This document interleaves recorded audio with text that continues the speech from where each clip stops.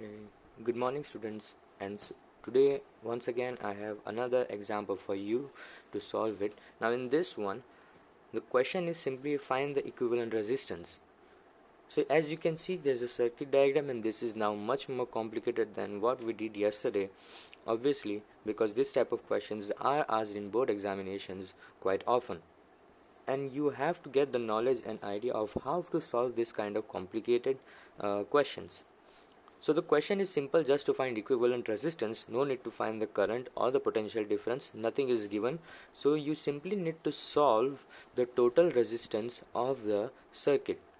Now in order to do that, once again I remind you to trace the path of the electric current so that you can find which ones are in parallel and which ones in series. Okay, so let's start. Over here, as you can see, this is the plus side and negative side. You know that the electrons flow from this side, so obviously the current is flowing from the other side. So on the positive direction, the current starts flowing.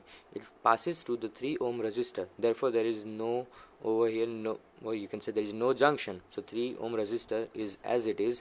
But as soon as we reach to this point, the current splits up in these two paths, and therefore these two lines are parallel to each other. Now this current, the total current flowing is, let's say, current I, and over here current divides into current I1 and current I2, because we know that in parallel current splits up. So current I1 over here passes to this 3 ohm resistor. It moves forward and it passes to this 3 ohm resistor. Therefore there is no junction over here. It is just a turn. In order to complicate the circuit, they have given this situation. So this 3 ohm resistor and this 3 ohm resistor, this one and this one, because current I1 passes through this one and current I1 passes through this one. So these two are in series. So this I1, same current I1 passes through this one and this one. Hence these two are in series, which are in parallel to this 3 ohm resistor. So first of all, I will write this one as R1, this one as R2, this as R3, this as R4, and this as R5. You can also do this to solve the numerical much more easily. So first one, let's say R, that is the total resistance of this side. So I can write 3 plus 3, that is R1 plus R2, because these two 3 ohm resistors are in series with each other. So I can write total resistance R is equal to 3 plus 3, 6 ohms. Now this 6 ohm resistor, I can replace it with a simpler diagram for you to understand. This is a 3 ohm resistor. Over here the current splits. This becomes 3 ohm resistor over here, and this I can write one single 6 ohm resistor.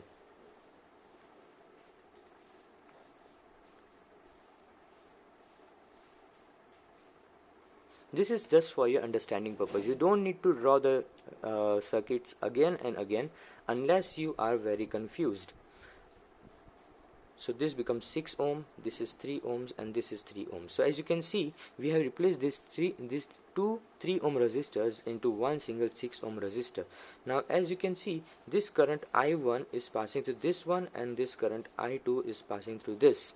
So this 6 and this 3, they two are in parallel to each other. So in order to find the parallel resistance, we are writing 1 upon R dash, because R we have already used. So not to get confused, we are using 1 upon R dash. So 1 upon R dash. Now I am writing this as R, because this is total resistance R, plus 1 upon, this is R3, that is 3 ohm resistor. So I am writing 1 upon R and R3. So therefore 1 upon R dash is equal to 1 upon 6 plus 1 upon this R3 is 3 ohm. Now simple addition of the fractions. So 6 and 3, we have the LCM 6. So multiplying it by 2, what you get is 1 by 6 plus 2 by 6. Now you can write 1 plus 2 by 6. This becomes 3 by 6. So your total resistance 1 upon R dash becomes 3 by 6. However, this is not your actual resistance. You have to do the reciprocal of it. Therefore, R dash is equal to 6 by 3, 3 2s are 6, and therefore R dash becomes 2 ohm resistor. I hope you understood this simple addition of the fractions. what we did is we have taken this 6 ohm and this 3 ohm because they two are in parallel, and this 6 ohm came from the simplification of this R1 and R2 because they two were in series. Now this 6 and this 3, they are in parallel, so we did the parallel formula for them, finding the parallel resistance, and 1 upon R dash is equal to 1 upon 6 plus 1 upon 3. Simple calculation of fractions, and what you get is 2 ohm resistor. Now I will draw the circuit once again for you to understand. We have one 3 ohm resistor and this parallel, this whole part over here, this 3 plus 3 was 6, and this 6 and this 3, we solved them for 2 ohm resistor.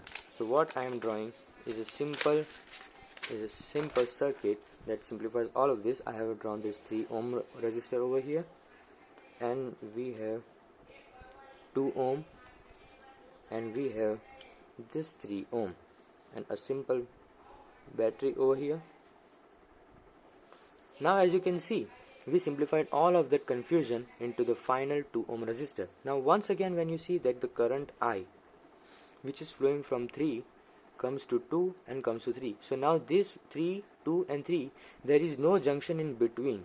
Okay, don't confuse this band of a circuit into the junction. This 3 and 2, they two are in series because the current I which passes 3 is the same current passing through 2 as well, and that same again passes through 3.